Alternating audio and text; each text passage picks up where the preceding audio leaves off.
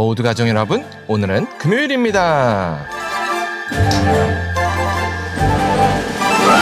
하나님께 기도하면 다 해결된다고 하지만 막상 현실은 그렇지 않아 보이죠. 왜냐하면 아무리 기도해도 삶이 전혀 나아지는 것 같지 않기 때문이죠. 그렇다면 하나님은 도대체 왜 이렇게 기도에 응답하시지 않으시는 걸까요? 그 답이 바로 오늘 본문에 있어요. 그래서 오늘 묵상을 잘 들어보시면 기도에도 변화가 빨리 나타나지 않는 이유를 아실 수 있을 거예요. 그러면 오늘도 묵상에 잘 참여해 주시고요. 꼭 댓글로 무엇을 느꼈는지를 나눠주세요. 그리고 오늘의 시편을 한 절이라도 암기해 보면 어떨까요? 그러면 오늘 본문인 시편 10편 듣고 올게요.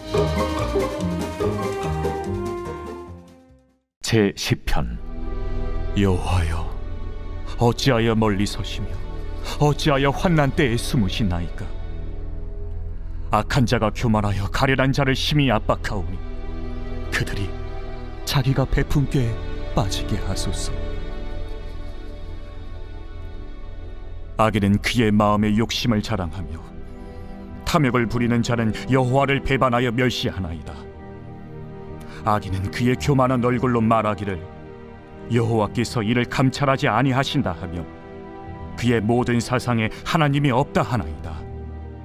그의 길은 언제든지 견고하고 주의 심판은 높아서 그에게 미치지 못하오니 그는 그의 모든 대적들을 멸시하며 그의 마음에 이르기를 나는 흔들리지 아니하며 대대로 환난을 당하지 아니하리라 하나이다. 그의 입에는 저주와 거짓과 포악이 충만하며 그의 혀 밑에는 잔해와 죄악이 있나이다. 그가 마을 구석진 곳에 앉으며 그 은밀한 곳에서 무죄한 자를 죽이며 그의 눈은 가련한 자를 엿보나이다. 사자가 자기의 굴에 엎드림같이 그가 은밀한 곳에 엎드려 가련한 자를 잡으려고 기다리며 자기 그물을 끌어당겨 가련한 자를 잡나이다. 그가 구풀이 엎드리니 그의 포악으로 말미암아 가련한 자들이 넘어지나이다. 그가 그의 마음에 이르기를 하나님이 잊으셨고 그의 얼굴을 가리셨으니 영원히 보지 아니하시리라 하나이다. 여호와여, 일어나옵소서. 하나님이여, 손을 드옵소서. 가난한 자들을 잊지 마옵소서. 어찌하여 악인이 하나님을 멸시하여 그의 마음에 이르기를 주는 감찰하지 아니하리라 하나이까? 주께서는 보셨나이다. 주는 재앙과 원한을 감찰하시고 주의 손으로 갚으려 하시오니 외로운 자가 주를 의지하나이다. 주는 벌써부터 고아를 도우시는 이신이이다. 악인의 팔을 꺾으소서.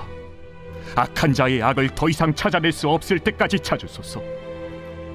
여호와께서는 영원 무궁하도록 왕이시니 이방 나라들이 주의 땅에서 멸망하였나이다.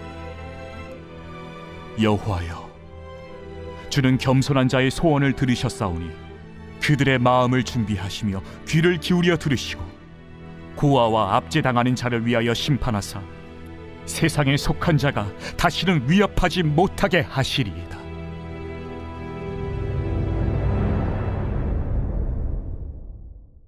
다윗은 하나님이 기도에 응답하시지 않는 것 같아서 답답해했습니다. 그래서 1절에서 여호와여, 어찌하여 멀리 서시며 어찌하여 환난 때에 숨으시나이까 라고 토로했습니다. 그러면서 악한 자가 교만하여 가난한 자를 괴롭히는 만행을 하나님께 고발했습니다. 그러면서 악인들이 자신들의 꾀에 빠져서 자멸하게 해달라고 간구했습니다. 왜냐하면 악인들의 삶은 항상 번영하고 하나님의 심판이 그들에게 속히 임하지 않는 것처럼 보였기 때문이었습니다. 그리고 악인들은 심지어 자신들에게는 절대로 심판이 임하지 않을 것이라고 여겼습니다. 또 악인들은 마을 구석진 곳에서 은밀히 무죄한 자를 해하려고 한다고 다윗은 고발했습니다. 그래서 다윗은 12절에서 여호와여, 일어나옵소서. 하나님이여, 손을 드옵소서. 가난한 자들을 잊지 마옵소서라고 간구했습니다. 이렇게 다윗은 공의로 악인을 멸하고 사랑으로 약한 자를 보호하는 좋은 왕이 되고자 했습니다. 그러나 자신이 아무리 열심히 통치해도 구석진 곳에서 은밀히 벌어지는 악은 막을 수가 없었습니다. 그래서 다윗은 날마다 올라오는 사건 사고의 조서를 받아야 했습니다. 그러니 다윗은 한시라도 빨리 이 악인들이 다 사라지기를 원했습니다. 그래서 다윗은 이런 현실이 답답했던지 15절처럼 악인의 팔을 꺾으시고 이 땅에서 악을 더 이상 찾아낼 수 없을 정도로 멸해달라고 하나님께 간구했습니다. 이처럼 아무리 악인이 다 사라지는 선한 일이어도 하루아침에 일어나지는 않습니다. 왜냐하면 하나님께서는 그 악인조차 하나님 안에서 사용하실 계획이 있으시기 때문입니다. 그런데 우리는 그 하나님의 때를 기다리기를 원하지 않습니다. 그리고 그냥 우리가 원하는 대로 모든 게 빨리빨리 이루어지길 원합니다. 그래서 하루빨리 성과가 나오고 하루빨리 원하는 결과가 나왔으면 하는 심정으로 하나님께 기도합니다.